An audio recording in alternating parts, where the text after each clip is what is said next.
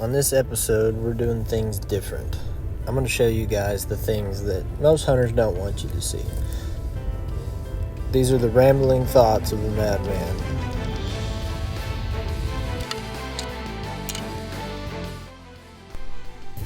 This is what hunters go through in their mind, or at least I do, when you're not seeing the deer and things aren't working out the way they're supposed to. You kind of lose your mind a little bit, you question yourself, you question your ability to read the animals, you start asking a lot of questions, and you kind of turn into a little bit of an obsessed crazy person after a while. But I created this channel to display the good, the bad, and the ugly in all its naked glory, everything about it. My name is Sam Pearson. I'm native bred and baptized in the muddy waters of backwoods, Oklahoma. When the good Lord made me, He gifted me with the ability to answer the call of the wild. I've dedicated my life to answering that call. The Okie way. Anybody else ever have a real terrible morning in the woods? For starters, left all my calls in the car, half a mile away.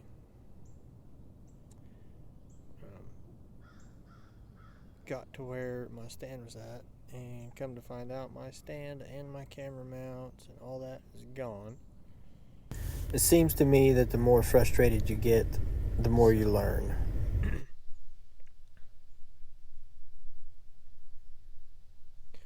my shenanigans of walking around pouting because my legs went numb, and my morning isn't going the way I wanted it to, I happened to stumble upon a really, really good scrape line. And I know the buck that's been on the scrape line. I've seen him. I know what he looks like. He's a big, mature buck. I'm not sure antler size, but I know he's a big-bodied, mature buck.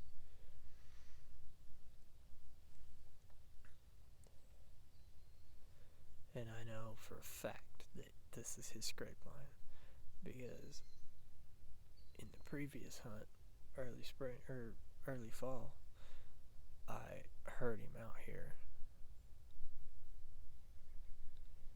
I heard him back here because I have a stand just right over there, but it's out on the field. And I heard him back here milling around and grunting at himself, and I thought it was pigs. But then I saw him come out, and I said that's what that was. That was him. He was right behind me. Little did I know that this would be one of two encounters that I had with this buck, and after the second encounter, he vanished, never to be seen again.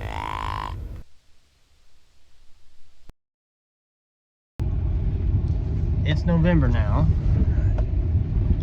and for those of you who don't know what that means, November means the bucks are chasing. So we're headed back to our previous area where we shot the deer in the earlier season, and we're going to go back after that big buck that was in the last episode that we encountered the last time. Yesterday morning I hunted a little bit, had a really, really bad day in the woods. Really bad morning in the woods, but I managed to find his scrape line, and I think my chances are good as long as he's not staying across the river. It ought to be pretty good. So we're gonna see what happens. It's flooded, everything's wet and muddy. We're gonna see what happens this evening. I'm just gonna go sit back where I was sitting yesterday. It's about that time in the evening. I'm fixing to start calling a little bit. if we can call something up here. Get him going a little early, maybe. We'll see.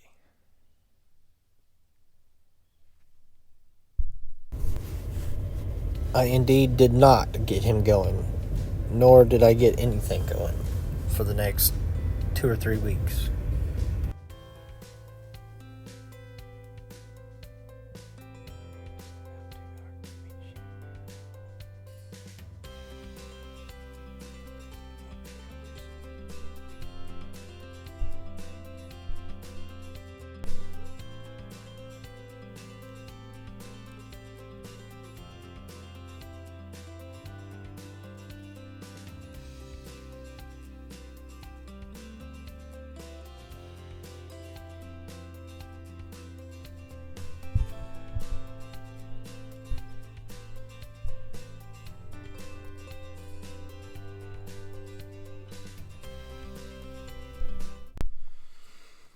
So, after last night's sit, we didn't have much action.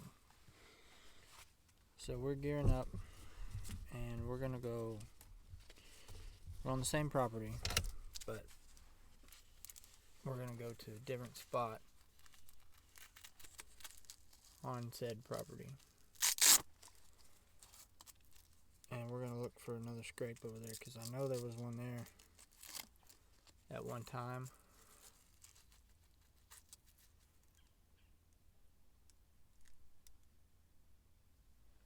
Or actually, we're just going to go back where we were yesterday, because I think I just saw a deer go by that way. We're going to go sit over there.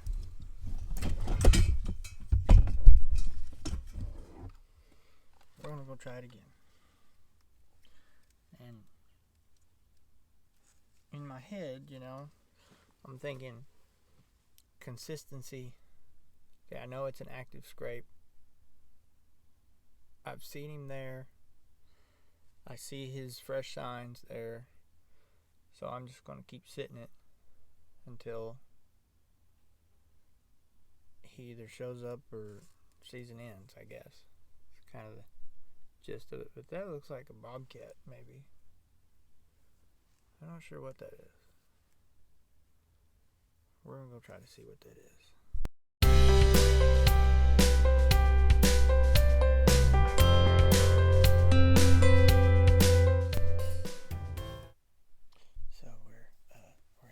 Now, I think I found me a good setup here.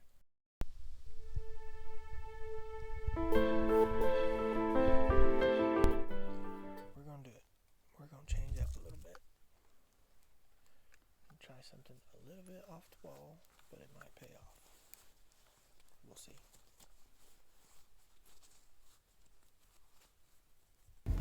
Again, as I said before, losing my ever-loving mind at this point. I'm so lost. We're going to try something a little different. We're going to go straight across this field over here. Over back towards where my stand was at. I've lost property access over there. So what I'm going to do is I'm going to go to my side of the fence line and sit down in that thick grass right by the gate and see if I can't call one over here. It is the time of year to call, so perhaps we can call one, draw one out of there. Hopefully. Because that food source over there is way bright green, and this, they just tore up. Maybe that's what the difference is. They just tore all this up and replanted it. But that just came up, so it was planted a while ago.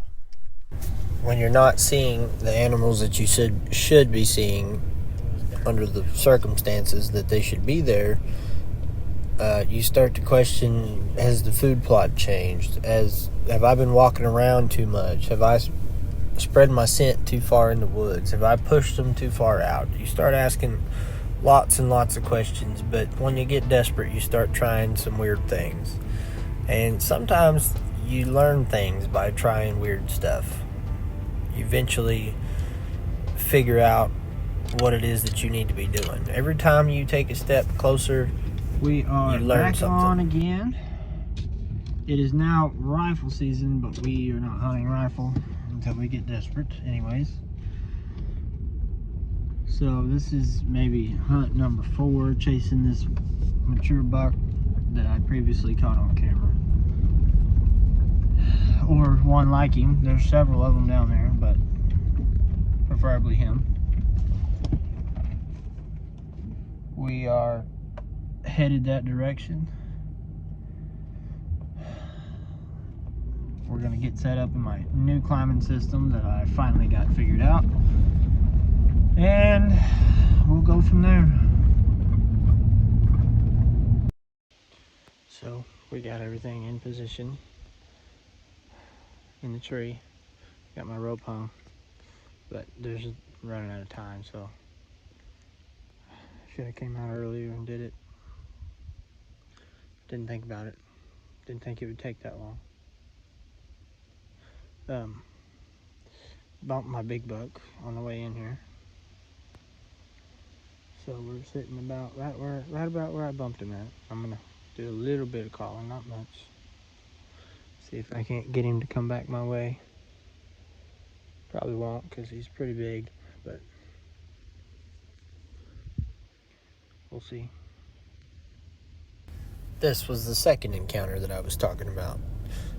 I pushed him out off of his scrape on my way in like a dummy, tromping around in the leaves. I felt like a complete idiot. This morning, I sat all morning, same spot all morning.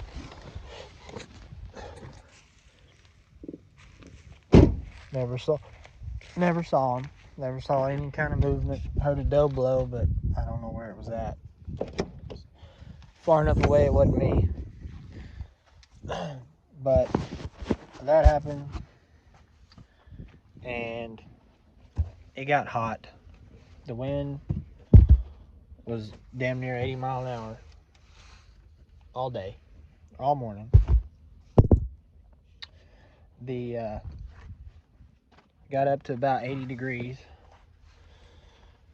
I think the wind speed was actually around 30, but it felt like it was blowing 80, and it was variable, so it was going every which direction, nowhere consistent. So we decided to call it a day around noon 30. Go back to the house for a little bit. Let the evening settle in, which it happened a lot faster than I had expected it to. Wind died down. I happened to look out the window and seen that the wind had quit blowing.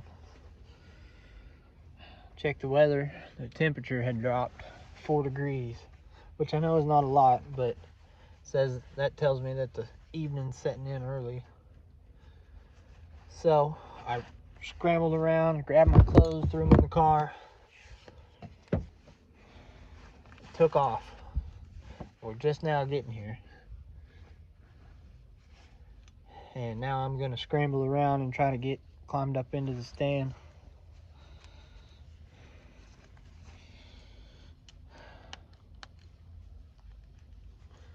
Hopefully I can catch them moving through as the wind's dying. Hopefully. We'll see.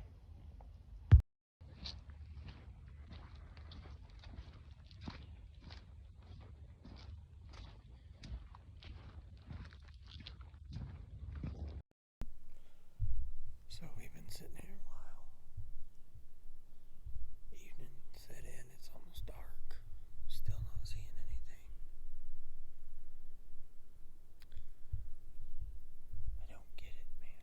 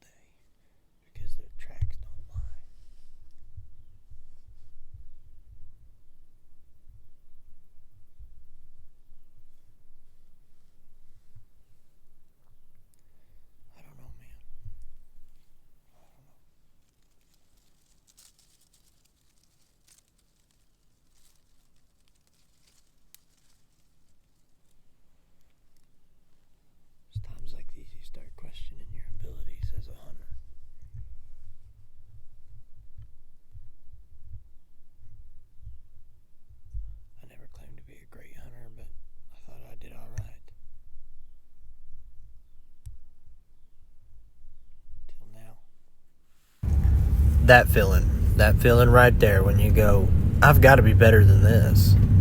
I've been hunting my whole life. Surely I'm better than this. I just don't understand why I'm not seeing things, or why they're not moving where they should be. Best thing to do when you get frustrated like that is to take a short little break for the holidays. Enjoy your kids and your wife and just have fun for a little bit. Take a break, put up a Christmas tree, take your mind off of things for a while, and then come back to it. And that's what it's all about. It's about them right there. It's not about anything else in this world. That's what it's about.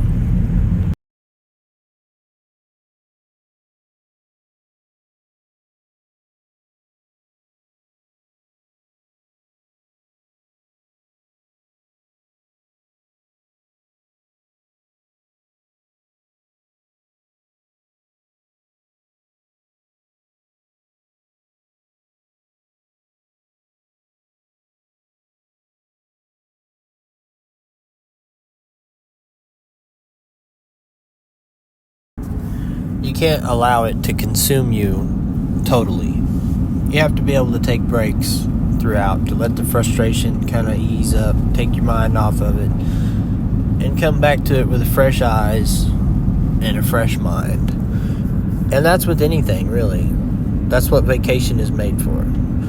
And for those of us who hunt on our vacation, taking a vacation may be going to work when you're frustrated when you're hunting. For those of you who decide to watch this, do you like my Christmas decorations?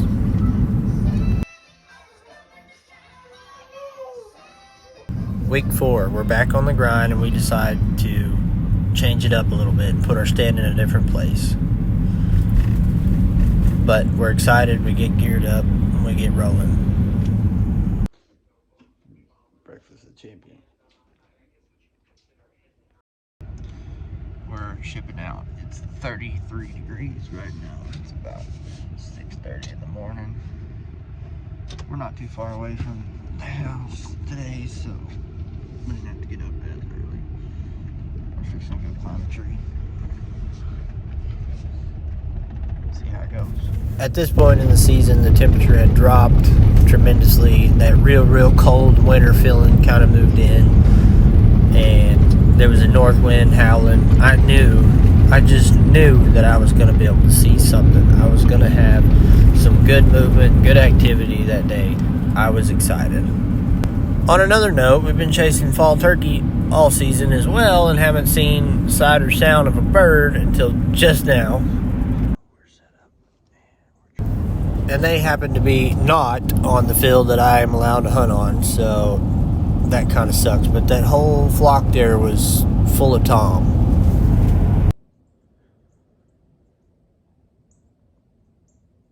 I'm trying to be as quiet as I can because I don't know what's around me right now.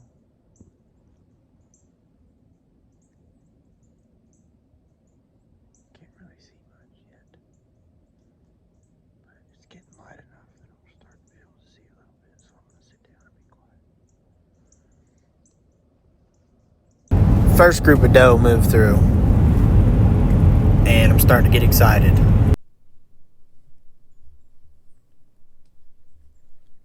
So we just had a good doe group cross by us.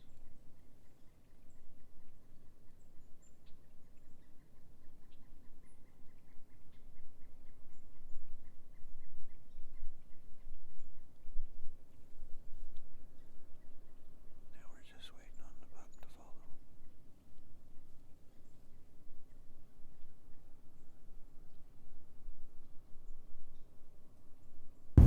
Seeing 3 good doe group like that.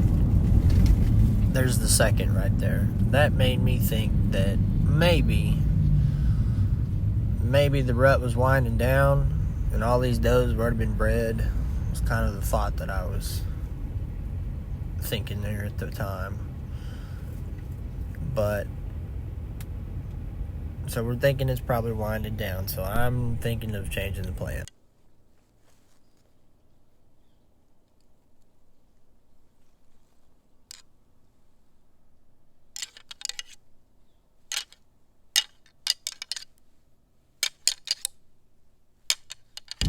The next thought I had was this buck is big enough and mature enough that he should be a little territorial. I'm sitting right on top of his second set of scrape, so he should be a little territorial. So maybe I could soft rattle him in, maybe. Third group of doe come through, and I almost got blown dead at about 48 yards.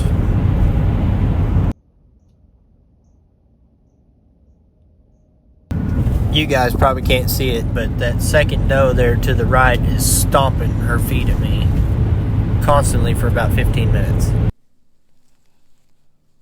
After that doe group came through, we haven't seen much of anything. It's been pretty quiet, as a matter of fact. That was about an hour ago.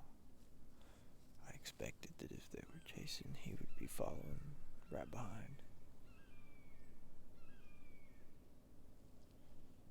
So I assume that the rut's probably over.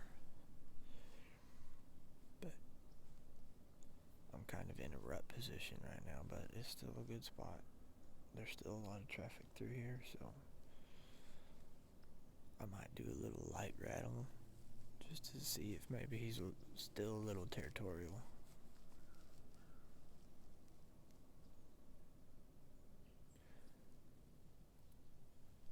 And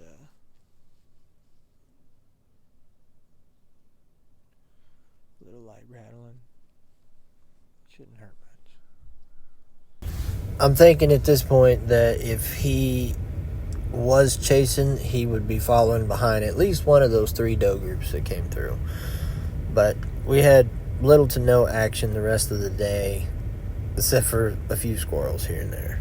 And they're fun to film sometimes. Another note is that the wildlife around you sometimes is enjoyable, just to sit and listen and watch, and not even really hunt, just listening to the wildlife. There is a den of coyote pups not too far from here, and they are just squalling up a storm.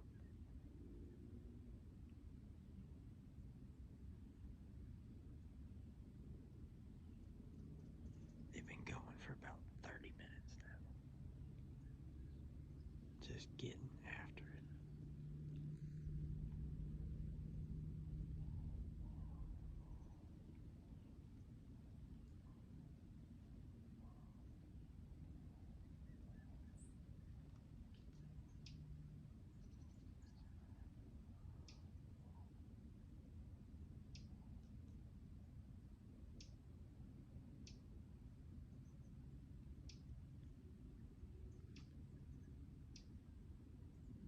I don't know what's going on over there, but something definitely is going on over there.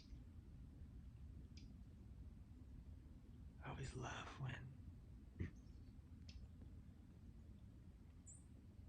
love when you sit down and just be still and quiet, and you can listen to the forest come alive around you. It's always one of my favorite parts of hunting. So that wind finally settled down for the evening.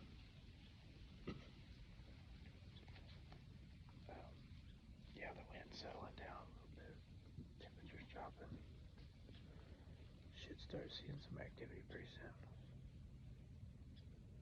At least I hope. Alright, ladies and gentlemen, we are now fully in the post rut. And the deer are moving into the post rut patterns.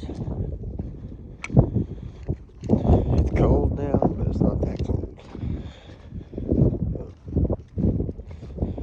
We're fully in the winter and the leaves have all fallen. Everything's dying off and the winter wheat's coming up green. So we're gonna keep chasing. We did throw in a change up, and we moved the stand a couple weeks ago to a different corner that I found another scrape line in.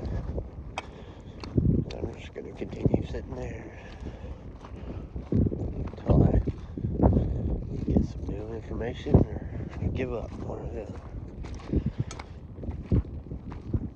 So that's what we're doing. As I mentioned earlier, that frustration and desperation kind of births new ideas, and you hunt for new information, as I just previously said. The new information in which I was looking for actually comes about right here. We got absolutely tired of hunting the old-fashioned way. This property that I'm on is an 80-acre property, but it's 90% wheat field. The only tree line that's here is right on the river. And there's another good doe group, big doe group, that comes out in the middle of the field over there. There's no trees. And I'm frustrated and I'm tired. So what I'm gonna do is I'm gonna attempt to put myself in a position to do a spot and stalk hunt with a bow.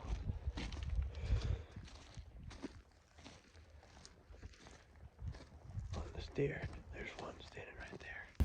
As I was moving to reposition myself where I could attempt a spot and stock, I happened to run across these little fellas. And I did put a stock on them and move in close enough that I could tell what they were. About 60 yards from them at this video. Go forth and grow, little buddies. Go forth and grow.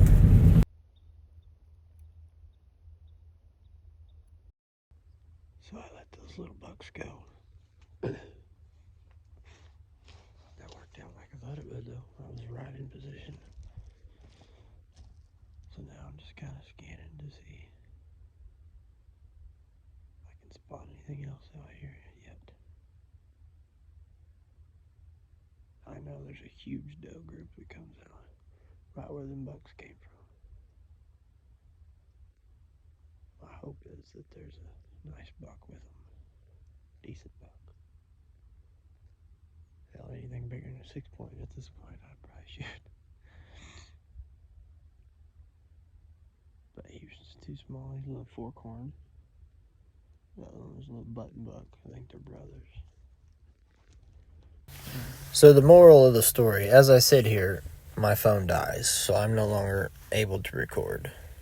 I did run across, shortly after, 27 doe and what I thought might have been a couple of mature bucks. I'm not real sure, but I ended up getting within 150 yards of them, which for the holiday antlerless is rifle season.